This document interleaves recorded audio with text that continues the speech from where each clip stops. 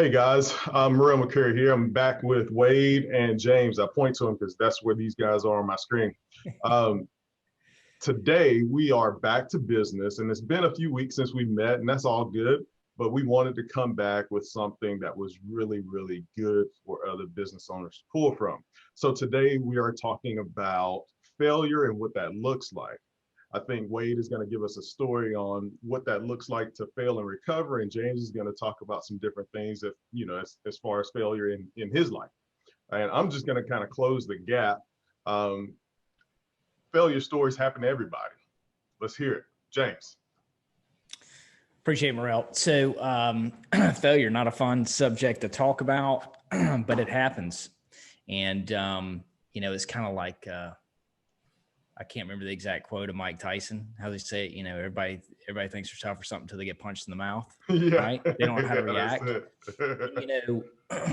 I think that's the case. I mean, probably the people who are focusing and actually watching this video are probably people who are constantly focused on progress and who hopefully rarely fail, right? In some form, they always see the silver lining and succeed.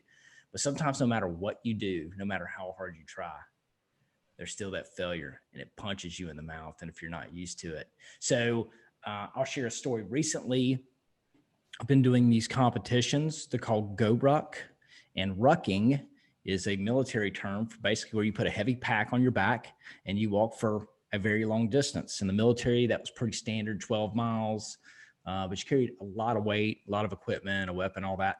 Well, this company is ex like special forces guys that have come together, created this amazing organization where it just brings guys together to have a good time. So I've done a 12 mile, done a 26 mile, and 2 weekends ago, I did a 50 mile in Jacksonville, Florida. So we chose Jacksonville because that's actually where they're based out of, their headquarters out of. But on top of that, it doesn't get much flatter than Jacksonville, Florida. That's true. So, it started at 9 o'clock at night on Friday. So we drove down Friday morning, had about an hour and a half worth of sleep. And then we started walking or rucking at 9 o'clock at night. Now, what they do is now, do you run at all during this time period? You can if you're an absolute monster, but no, I mean, you're going to, just so you know, the time hack for this 50 miles is 20 hours. So you're starting at 9 p.m. tonight. You're trying to, at Friday night, 9 p.m., you're trying to finish by 5 p.m. the next day. Wow. Okay. Nonstop. Right. So, we start off at 9 p.m. and you got different points you got to hit. You got a map. You got to go hit these points and you got to check in and stuff. And I mean, 50 miles is a long way. What's the first check-in look like? Is that like 10 miles check-in? Actually, pretty close, man. It's like 9.8. The first check-in was 9.8. Wow. So it's a really cool way to get to see a city because you're walking, you get to take everything in. So we were actually down by Sawgrass, famous golf course, and we're walking by multi-million-dollar homes for hours, down this strip right on the beach. So, but we hit our first point. It was 9 miles away. We had plotted it 9.5 miles. We plotted it. It was 20 miles back to the next point. So by the time we hit our second point, we were almost 30 miles in. It was 10:30 the next morning and we were beat. All right. The two guys with me, one of them, their legs were swelling so bad, like they were starting to get nervous. I mean, they were broke. The other guy that was with me, Addison, he had blisters so bad they were literally coming from the bottom of his feet through his toes onto the top of his feet. Wow. Yeah. They were done. So why would someone push themselves to this limit? I guess you're gonna get there. I'll wait. Yeah, I mean, look, man, it was just something to try to accomplish. I mean, why do we run marathons? Why do people do triathlon? Why do people do anything they do? Why do people just kill themselves in a business for years to make it successful? It's what we do as human beings, right? So mind everybody. Yeah. So I'm going a little long on the story. The point is, I decide they're like, you're still good. You need to carry on. All right. Which immediately almost defeated me. Like I was so tired and so much, like I was getting choked up. Okay. That's just how exhausted and my mind could not think clearly. Went on to the next point, which was 13 miles away. By the time I got to it, I mean, I was like swaying back and forth like an old man. All right. My feet were like, bottom of my shoes are curved in now, where my heels were just dragging as I was walking. Wow. So I hit down, I was like, I only got 7 miles more to go. I got to finish this. So I continued to move on. At 5 o'clock, they messaged me and said, where you at? And I said, I'm 2.5 miles out. Yeah, 2.5 miles left, 47.5. They said, well, you missed the time hack. You're done. And I said, well, I'm coming anyways. Like, well, how long will it take you? I'm like, an hour, at least an hour at best. They said, well, we'll probably be packed up and gone by then. Defeated right then. Yeah. I said, forget this. I called an Uber and I went back to the hotel room and I slept for 10.5 hours. All right. Wow. Here's the failure. Number one, several people said, that's amazing. And let me tell you, I've never walked that far in my life. Okay. Or done that. Right. It felt good to be able to get that far. But the fact is, I've been at other events where they extended the time for the 50 miles. They'll be like, oh, we're going to push it back 1 more hour or hour and a half for whatever reason. They didn't do that. And I mean, it was like, why didn't they do that for me? Well, I kind of tie that to, like, when my kids first started playing sports, everybody was a winner. That's not the way the world looks at this thing. Yeah. You don't all win. There's winners, there's losers. That's right. That's right. So I immediately got mad at them. Right? Yeah. Because that's where my mind was at. I got mad at them. I blamed them. Why didn't they extend the time? That's crazy. They could see that even though I didn't have it in me, I'm still trying to do it.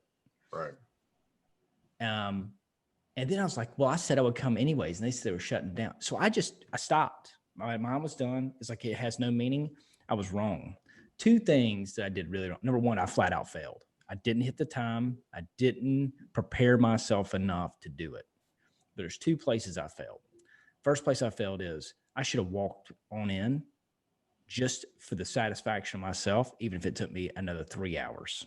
I should have walked in and stopped and made it to the final point. I didn't do that. Second thing, when my teammates were all busted up, I was hurting so bad too. I didn't think about them. I mean, I wanted them to be okay, but it was coming time to walk again. And Addison told me, he said, if you want me, I will walk. He said, I'll never be able to keep up with you, but I'll keep walking. You'll know I'm always behind you. And I didn't even give him any feedback on that, man. I was so nervous and so just screwed up in the head from the thought of having to continue on. I didn't say, I believe in you. You can do this. We're a team. Walk it till you can't walk anymore. I didn't do that. What makes you think that though? Like what, because to me, that sounds like I'm a lone wolf. I'm out here on my own. I'm going to get this done. No, I was so concerned about myself that I didn't even look over at my teammate and say, you should carry on. I expect you to carry on. Right. I was just trying to just make it myself. But the thing is, we forget that in a team like that, a lot of times we get stressed and we get pulled in and we get worried or we get beat down. We always focus on ourselves, but the team is what makes you strong. Right. Encouraging the other makes you stronger for business here. I feel there's a business hook coming. Dude, that is business, man. That is business. I mean, you're in it together. It's everything. It's life. Right. Business, whatever. It's life. And I didn't do that either.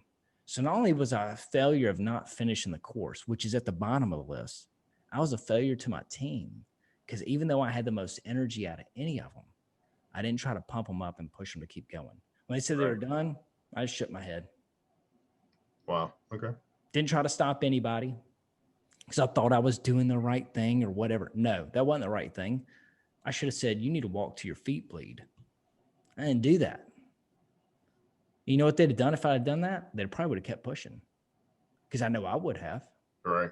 And I didn't even give them that courtesy. So, failure is a great teacher. I left that event immediately pissed off. I slept for 10.5 hours. When I woke up, I started feeling the regret of how I failed. And I was like, okay, what lessons can I take away from this? Right. And I'm trying to learn. But man, failure's it's a good teacher. It's a tough teacher though. Yeah. I went on long, man. It was a really good lesson. It was a really good lesson. I had the audacity when I was leaving. I told my wife, I said, I'm looking forward to a really good challenge. Like I need something mentally to really push me and make it really difficult on me. I think I need that in my life right now. Well, you asked for it. Let me tell you, I thought about that 1,000 times when I was sitting there stumbling around like an old man. I was like, I'm an idiot. But thanks for letting me share. Yeah, man. So I think what I pull out of that story is, if I try to wrap that around the lifestyle of a business owner, right? We all try to push forward. We all try to push forward because we are the head of the table, so to speak. Mm-hmm. What I'm hearing you say is it's an important piece to also bring your team through that process as well. Yeah, you can be out in the front. There's like the flying geese. There is always a flying bee. There's always one, one leader in that pack. Yeah. You have to bring the team with you. Yeah. So that's what I pulled out of that story. Although I will tell you, man, I've done a half marathon and I will never run that far again unless somebody's chasing me. Yeah. Dude, it's a mind game. So I feel you. I applaud you. You made it further than I have on 2P at one time. So well, I got 1 year. 1 year they're doing it again down there. I want to go back to that one, and we're gonna don't call me for that. Don't call me for that. I got you. I'll be your team member rooting you on here from Georgia. Yeah, you go to do the Krispy Kreme thing, yeah. Right. Yeah. Then maybe I'll run for donuts. I'll do that. Yeah. Still haven't eaten a donut since then. All right, Wade. Well, I don't know if I can follow that story, but it actually does kind of follow with where I'm going with it. Because actually, that's kind of inspiring to me that you could even make it that far. I know I wouldn't be making anywhere close to that, but anyway, I guess your failures are. I'm in a lower class of failures or something. I don't know. So how is there a lower level of failure? Do we even count those? I don't know. I don't know if that's the right way to say it, but I mean, business entrepreneurship, you are bound to fail, and only person I don't know that's ever failed is Morrelle, I think. But oh gosh, no, don't say that. But my little nugget, I want to point out a cheesy movie from the year 2000. It's a football movie called The Replacements. You may have seen it. Oh yeah, it's been a while, but I have seen it. Yeah. And there's one scene that's a little gem in there where Gene Hackman, the coach, has the team in the training room, and he wants them to admit their fears. And they kind of go around the room a little bit, and he kind of clarifies, I want you to admit your fears on the field. And finally, Keanu Reeves speaks up and he says, quicksand. And they all kind of look at him like, what do you mean by quicksand? And, he kind of goes on to explain that, you're playing and everything's going fine. And then one thing goes wrong, and then another, and another, and another. And life is like that. Sometimes, when you fail, it doesn't just come one at a time. They tend to come multiple. And the key is to not get, in that funk. That you got to get out of it. So Keanu kind of goes on to explain on the quicksand. You feel like you can't move, you can't breathe, you're in over your head, and the harder you fight back, the deeper you sink. Mm-hmm. And it's actually a pretty powerful little scene. I've Googled it. You Google The Replacements quicksand, you can find that anytime. But there's a lot of lessons in that. And I guess what I want to talk about, again, failure. Once it's hard to get out of it sometimes. How do you get the mojo back? And what you got to do is change the game. It's easy. If I look back at the Great Recession 10 years ago, I saw a lot of businesses fail, and a lot, we're in a situation where, we have a pandemic. We can blame the economy. We can blame whoever's in the White House. We can blame the weather. It doesn't matter. What matters is your attitude. Mm. And, how do you get out of that? Well, number one, being positive. You can't, number one, get away from the negative people. You're down, they're just going to keep you down. I think for that being positive piece, Wade, I think the expectation of the business owner or the business leader is to always be positive. But I mean, I'm here to tell you, there's days that I know that I'm not feeling positive. I'll just stay at home. Like, I don't want to bring that to the office because that's going to bring everybody else's down. So, I mean, I can definitely see that as a huge impact to your team. Well, the other thing you got to think, if you're the business leader, you're the owner, a lot of times you can't talk to your employees. That's true. You don't want to share exactly what you're saying. You don't want to share it with them. And sometimes there's things you just can't talk to. So how do you get out of it? So point one, surround yourself with positivity. Read John Gordon's books.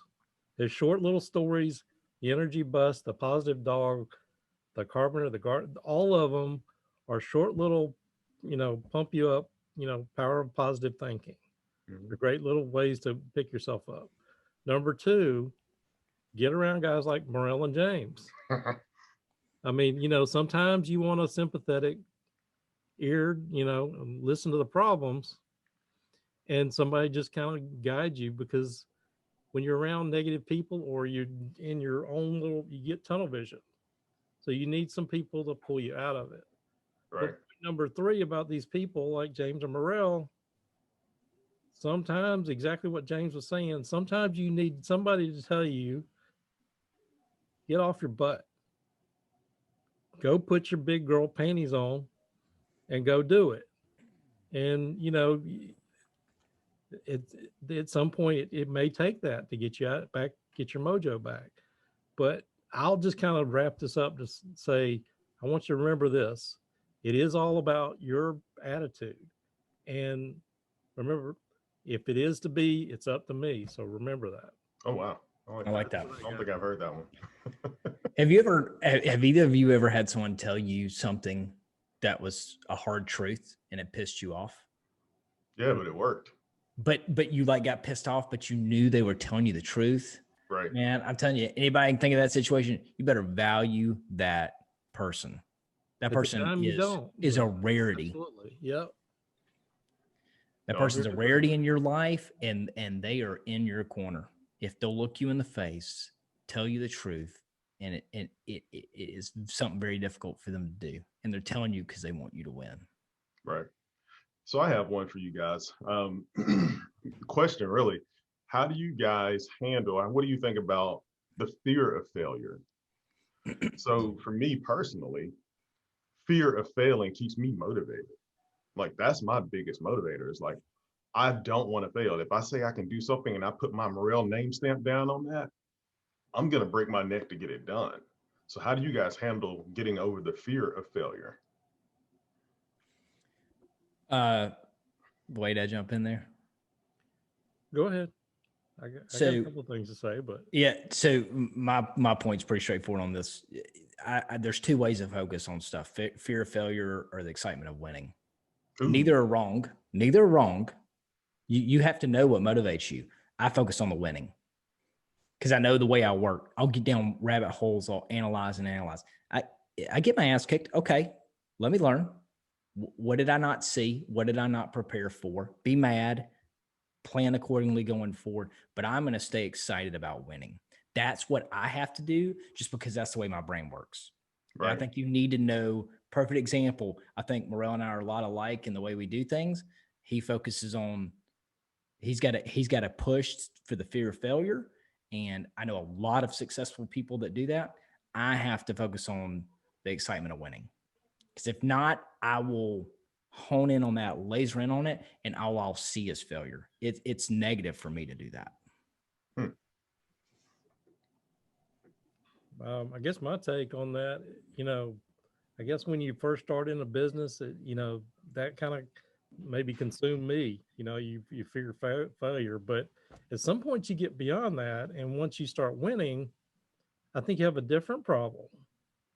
You get complacent. It's like you kind of feel like I'm on a high. I'm just things are always going to go right. I fear complacency. If you don't keep stretching for the next goal, then something's going to knock you down, and then it'll knock you down hard. Right. That is true. I really like that, Wade. That's good. Because I did that right after I started, man. When we opened, we made a ton of money. It seemed easy. I was like, man, this is awesome. And I put it in neutral. And the next year it kicked my butt so bad. I mean, we almost went broke. And let me tell you, I was running off fear. And I needed to be running off fear because I was about broke. And man, that was scary. It was one of the best lessons. I would not change that looking back. I needed that lesson so bad. It taught me so much early on from what it's like to really hit a high and like not to get overconfident, to hit a really big low and run off failure. I mean, it was good for me. So man, I 100% support that complacency kills. Yep. Hey, that makes me think of another good topic. We should probably touch on origin stories. I don't think we've talked about that. We'll save that for the next video. Guess everybody have to stay tuned, won't they? Well, guys, I appreciate you as always, bringing some truth and some light to the conversation.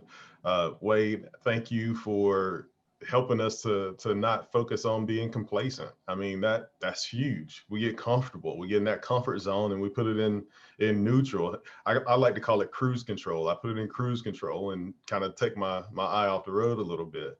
And James, I mean, you nailed it. As a leader, we have to push forward. We have to bring our team with us. We have to help them see the vision that we have. So I appreciate you guys, and I appreciate you sharing. For me, fear of failure just motivates the heck out of me, guys. It pushes me along. And then when I win, I'm like you, James. When I win, I'm like, yes, I got that win. Yeah. Where's the next one? Hey man, we're all different creatures. We're all different creatures. We're all different vehicles. Like there's different things that fuel us. Take whatever fuels you. Right. As long as it's not like evil, right. and go do something with it. Right. Last thing is, we talked about leaders. When I was in that event, I was not the leader of the group. I was a follower. And at that moment, when everything was coming apart, I could have been stepped up and led for everyone and motivated them. I didn't. So that's a good takeaway. Like, doesn't matter your position, where you're at in the place. Like, everybody sometimes needs to step up and be the leader. Right. Be ready to do that. Be willing to do that. Yeah. Raise a hand. Send me. I'll go. Right. That's the difference maker. I agree. All right, guys. Thank you for watching today's Back to Business. This is Turkey Day tomorrow, guys. I'm dating this video, calling it out. It's Turkey Day tomorrow. I'm going home to make some turkey. Happy Thanksgiving, everyone. That was good. You guys enjoy it. Have a good one. If you need insurance or somebody to talk to you about insurance and all your insured needs, James Chapman over here with Chapman Insurance Group, he can take care of every bit of that. And he will be honest with you. If he can't meet it or beat it, he will tell you, I can't meet it or beat it. I'm going to have to let these guys continue. Wait, nobody else I would trust with my finances for my business, managing all of the everything. I mean, I just read through a proposal of his and they cover everything you need to take care of your finances for a business. Wade Carpenter with Carpenter Company CPAs. He is not your average bean counter. I will give you your plug for you. All right, guys, until next time. Hey, no. Morrelle. He's like Batman. He's like Batman for computers. I've never seen such. He comes out of the cave, utility belt and all, makes it all work. Watch out now. I appreciate that. I appreciate that. All right, guys. Thanks. All right.